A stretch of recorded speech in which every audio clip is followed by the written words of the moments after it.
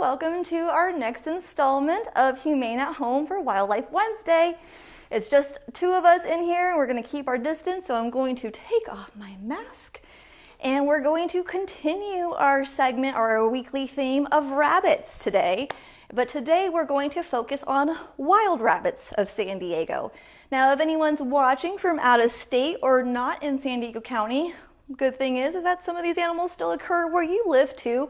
And a lot of the information that we're going to tell you guys today can just be passed across the just the gamut with different types of rabbit species.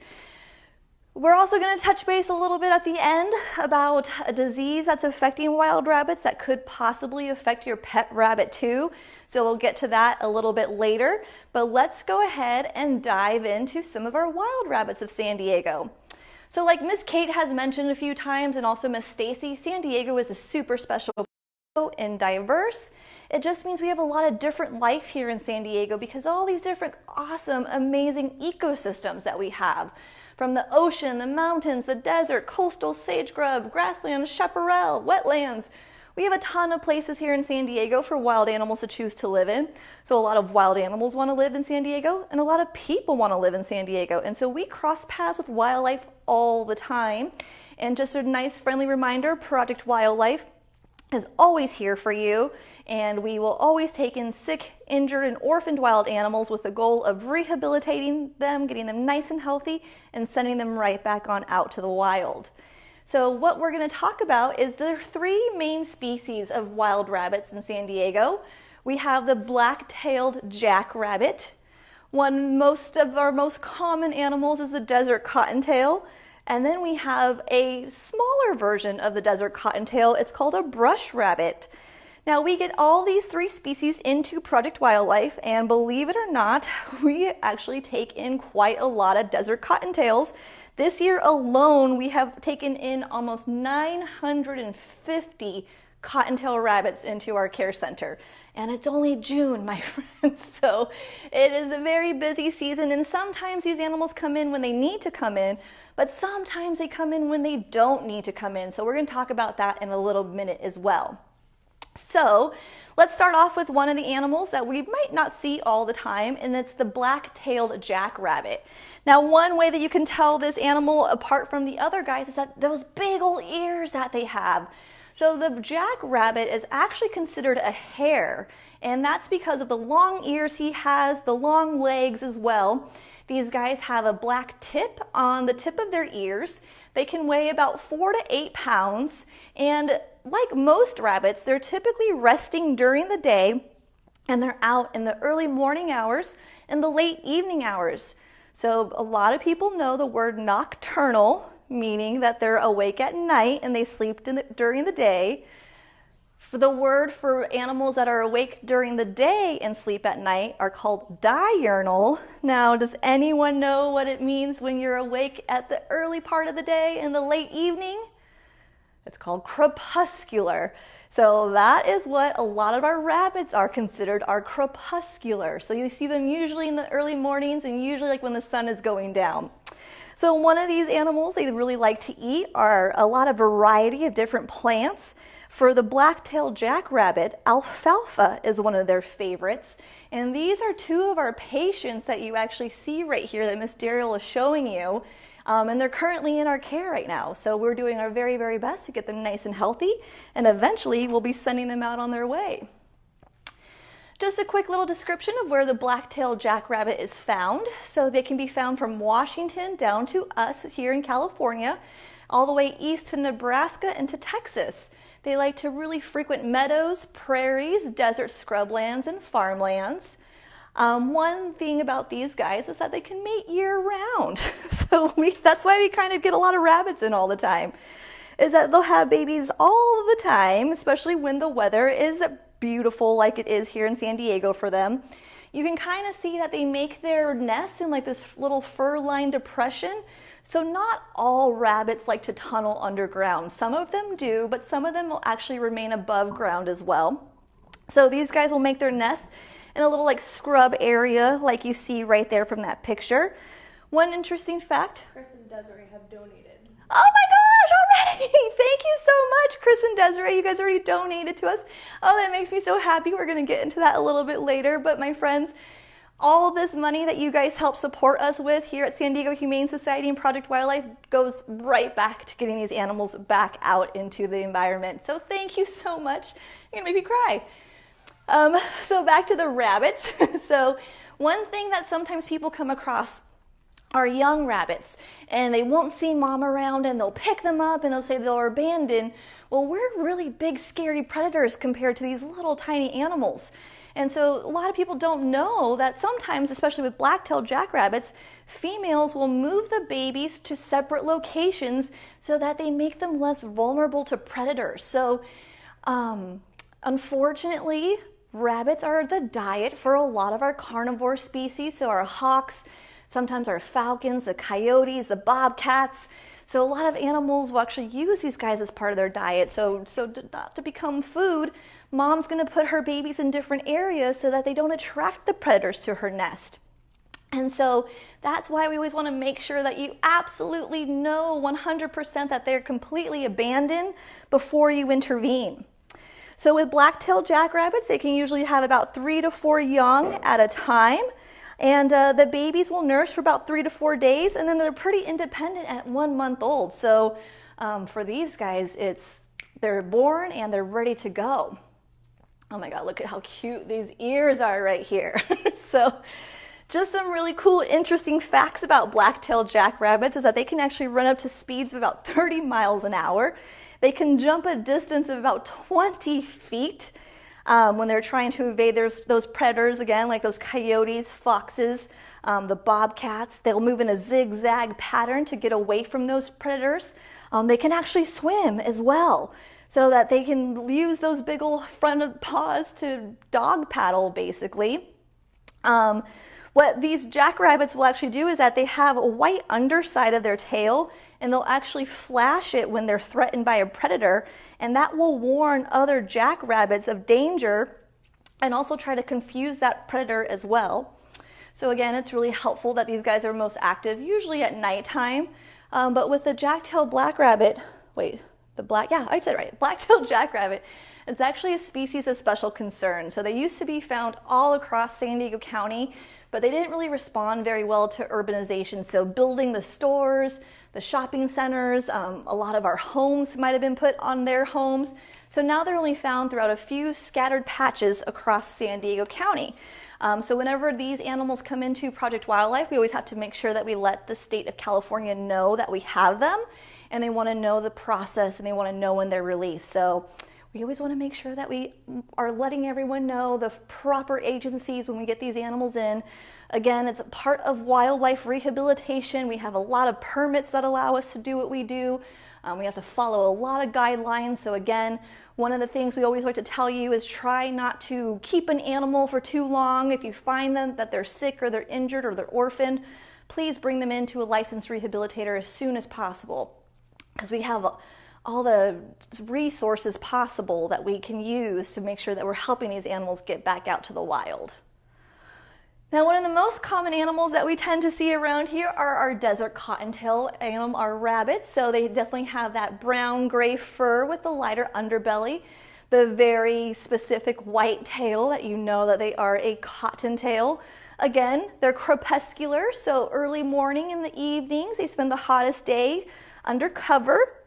And these guys have those wide ears with not a lot of fur on them, and that, like Miss Stacy said on Monday, helps them regulate their body temperature. They can send all their hotter blood to those ears, and it's actually called counter circulation. So the warm air or the warm blood gets cooled by the air, and then it recirculates back into the rabbit's body, helping them to cool off. These guys will sometimes hang out on the sloping trees or even tree stumps to keep a watch out for other predators. Big on eating grasses, cacti, bark, and twigs, and mesquite. They don't actually really drink water. They actually get a lot of their water from the food they eat. So sometimes people want to, they always want to put water out for the wild rabbits. They might partake, but they really don't, because they like to get that water from all the grass. Not a really great picture of the map. It's a little bit blurry, but kind of like the same area that the Blacktailed Jackrabbit is found. These guys are found from California to Texas, as north as Montana, down to Mexico. They're down in the woodlands, grasslands, brush, the desert areas, and cottontail rabbits actually do really well in habited areas where people live. So you'll tend to see them in your backyard, your front yard, again, maybe out during the late evening or the early morning. That top picture again is of patients that we had come through the care center. They don't have purple ears or green ears. You're just seeing how we mark them. Because when we're feeding them and weighing them, we have to be able to tell them apart from each other. And so that's just a little trick that we do so that we can make sure that we can identify them when they're with us. So their mating season is going on right now, starts in January and can go all the way through late summer. So again, this nest right here is like a shallow depression just followed by fur and twigs. A lot of people come across these nests, don't see the mom, assume they're abandoned and scoop them up and bring them in. But with cottontail rabbits, my friends, moms are only with their kids for 20 minutes a day. Yep, I said that, 20 minutes a day. 10 minutes in the morning and 10 minutes in the evening. I'm going to show you a little picture next coming up of how they nurse. But these guys are only going to stay with their mom for about 3 weeks, and they can have about 2 to 4 litters a year. And usually, cottontails, like I said, they're really fast at growing. So if you come across a young cottontail, they're going to look pretty small. But if those ears are up and those eyes are open and they're moving around, just leave them be, because mom is probably around somewhere still taking care of them, but they already might be on their own too. So you don't want to bunny nap, my friends. It's like kidnapping, but it's bunny napping. So this is how mom is going to nurse her kids. Again, twice a day, 10 minutes in the morning, 10 minutes in the evening. If you come across that nest and you're just not 100% sure whether or not mom was there, we say go get some sticks. Or if you are at your house, maybe get some flour and sprinkle it around the nest, or put the sticks in the shape of an X over that nest. Come back the next day. I just told you they're only with them for 10 minutes that evening and 10 minutes in the morning. If you've put that ring of flour around and you see the little footsteps going through where those sticks have been moved the next day, then most likely mom was there. And these guys really have their best chance of survival is staying with their mom. Obviously, like Miss Stacy was saying on Monday, they're a prey species. So eyes on the side like to hide. Eyes in the front like to hunt. So since they're a prey species, we're a big predator to them. So every time we have to grab them or feed them, it can be really, really stressful for them in a rehabilitation setting. So if we can keep those babies with their mom, that's going to be their best chance of survival. Again, 2 little cottontail rabbits that came into our care center about 2 years ago. They're just so adorable. We just absolutely think they're great animals, but again, super hard to rehabilitate, but really awesome, special little guys. Something really interesting about cottontails is that these guys can swim as well, and they can get up to speeds of about 15 miles an hour. So not as fast as the jackrabbit, but kind of fast as well. All right. This is also a cottontail species. It's just a little bit smaller than the regular desert cottontail. So this is our brush rabbit. Their tail is not as cottontail-like as their cousins, their counterparts, but they have the underside of their tail is gray rather than white. And then the upper side of the brush rabbit's fur varies from light brown to gray in color, while the underside is always usually white. So it's not really the same as the cottontail, but the brush rabbit is definitely a lot smaller. They are about 10 to 14 inches long and rarely get over 2 pounds. Again, mainly crepuscular, so active during the early morning and the late evening, and that they're coming out usually after sunset. They're pretty shy creatures, so you don't really see them around too much, but if you do, you might confuse them as a cottontail because they do look very similar. They just might look like a young cottontail. But the brush rabbits, they love to kind of bask in the sun during nice weather. and that these guys will climb trees in the scrub when they're frightened. One thing that they do like to do is they thump their feet when they're scared to let other rabbits know that there might be a predator around. But again, they eat mostly grasses, some of the scrub brush like blackberries and wild rose. This is a nice description. We kind of broke it down, at least for you here in California, of where these guys are found, mostly along the west coast of California. And then you can see the United States map. It is just the west coast of the United States. Up north, up into Oregon, and down south into Baja, down into the peninsula of that southern tip. These guys like dense, brushy cover. They want to be able to be well hidden as well. And so let's get into their breeding season. These guys are usually breeding up until just from December till about right now, May or June. Again, this is a patient of ours. Soon after they give birth, they're ready to have babies again. They'll usually have about 3 litters in a year. Sometimes they can do 4. They don't really dig burrows or dens for themselves, but they do use the burrows of other animals, and they will make little areas they will use those burrows as escape routes to get away from those predators. So these guys are born altricial, meaning that they need mom. Their eyes haven't really developed yet. Their eyes are closed, their ears are down, so they're going to remain with mom in that covered little den, that little burrow that they're going to be in kind of as well, like the Cottontail, for about 14 days. They open their eyes usually around the 10th day, and then mom's going to be there only around nighttime to go feed her kids. And then they guys are about mature and ready to be on their own about 4 to 5 months old. So they usually stay with mom a little bit longer than the Cottontails and the Jackrabbits. Now we're going to get into kind of a little bit of a sensitive, hopefully not too scary of a subject. But there is a disease right now that's affecting rabbits. Thankfully, we haven't had any cases show themselves here in San Diego, but one case was found up in San Bernardino Riverside area of California, but they have seen some of this happening in Texas and Arizona. And so this is called the Rabbit Hemorrhagic Disease. And so what it is, it's a highly infectious disease, and it's often fatal, unfortunately, and it can affect wild and domestic rabbits. So if you have a pet rabbit at home, really listen up and really do some research on this disease, because you really want to make sure that you're not bringing this home unintentionally. One good thing though is that humans, dogs, and cats can't contract the disease, but unfortunately we can carry it on our shoes, or if you let your dog go outside where you know like there's wild rabbits around, they could possibly bring something into the house. So this is a time of year, and just especially during this outbreak, we want to be extra vigilant. We want to be really careful. So this disease does affect the blood vessels in our rabbits, and they can show signs of lethargy, which means they're tired, depression, behavioral changes, they can have trouble breathing, a loss of appetite, high fever, seizures, jaundice, and difficulty breathing again. So you just want to be extra careful and really keep an eye on your pet rabbit right now.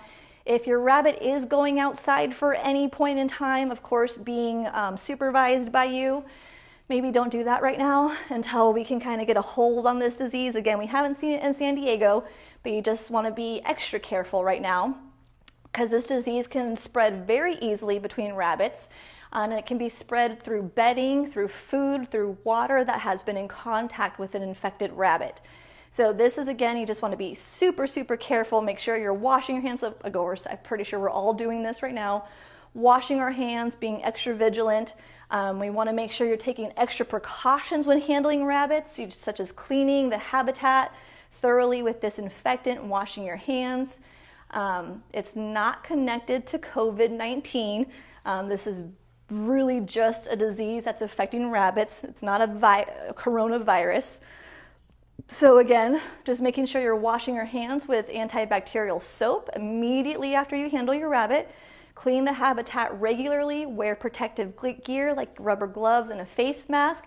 Now, if you're just cleaning your rabbit at home, and let's say you're not going out into the wild, or you're not going on hikes or anything like that, then you can be Maybe you don't have to wear the gloves, but just make sure you're cleaning the rabbit's area really well. This is mostly if your rabbit's living outside that you want to do this extra precaution, but again, it's always best to have your rabbit living indoors. So how you can help is that if you sight or you see any sick rabbits, jackrabbits, or hares, maybe exhibiting some of these symptoms, you really want to call. This is the California Department of Fish and Wildlife. Let me bring their number up. If you ever see a wild rabbit, if they've already passed away, just leave them be. Don't go and touch them. Don't pick them up. Don't allow your pet to come in contact with them. And then you always want to report right now especially, report any sightings of sick or deceased wild rabbits or hares to this investigations lab. We can also put this information up for you. But if you just look up rabbit disease right now, you're going to get a ton of information. And then our organization that we talked about on Monday called the House Rabbit Society here in San Diego, that is their website as well. So they have a ton of information on there on how to protect your pet rabbit as well. Okay, so with that, we are still taking in rabbit patients into Project Wildlife. We treat every animal as an individual. We really care about our wild animals, but we're doing extra precautions. We're keeping them separated from the rest of the population. Each rabbit goes in kind of to like isolation where only a few staff members are working with them for the day, and that we're really keeping an eye on this because we just don't want it to spread amongst other rabbit patients that we have. So we're still taking them in, and we're just being extra cautious like we've always have been. But I don't know if you guys have seen him right now, but because I can't bring a wild rabbit to our live feeds and I don't really want to bring our pet rabbits in here, this little sleepy head, there he is. This is Chuck. So if any of you guys were here around our first time when we started this series, Chuck was the very first animal ambassador that we had, oh my gosh, all the way back in March. So we're letting him come in and do a nice little cameo again, not a rabbit. And he is a Western screech owl. And Chuck actually has an injury to his eye and his ear. So we've actually had to remove his eye because we believe he was hit by a car. And so the eye became inflamed. So to prevent infection from spreading, we removed the eye. But he could have been released with one eye, but the hearing, owls actually use their hearing more than their sight. So because we don't believe the hearing is that great, we couldn't release him. So he is now an education ambassador. Obviously not super stressed out. He is completely asleep right now. And he has been going out to programs for a while now, but now that we had to kind of move things virtually, we wanted him to come and say hello again.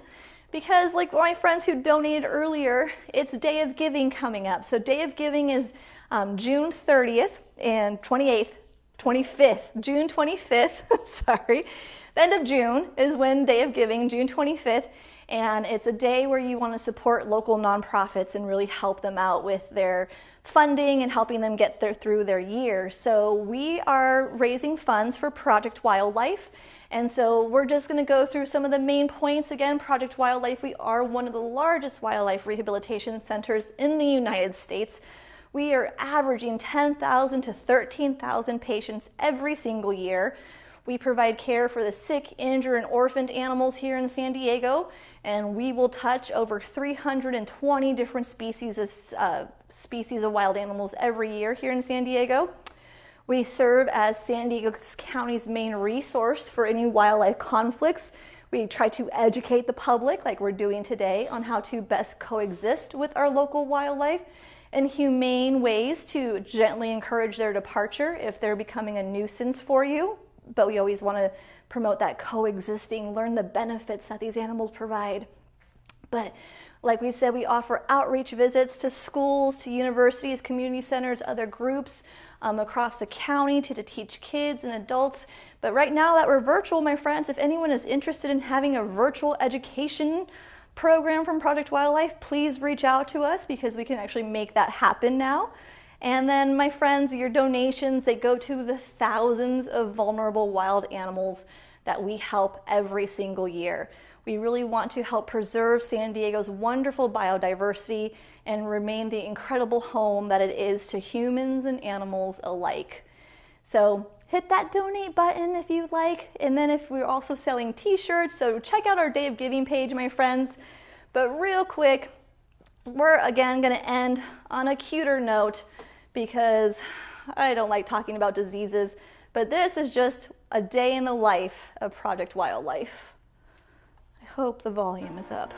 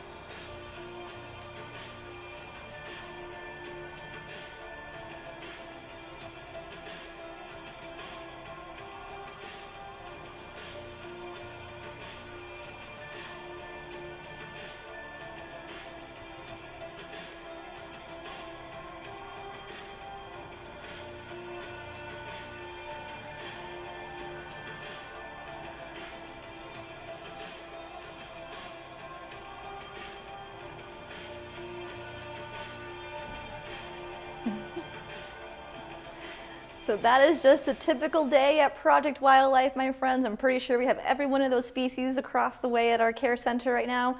Thank you all for joining us today. I hope you learned something about our wild rabbits in San Diego. Again, if you have any questions about that disease, please do some research. Just type it in, Google it, and you'll get a ton of information. But thank you guys. Have a great rest of your week. We'll see you on Friday.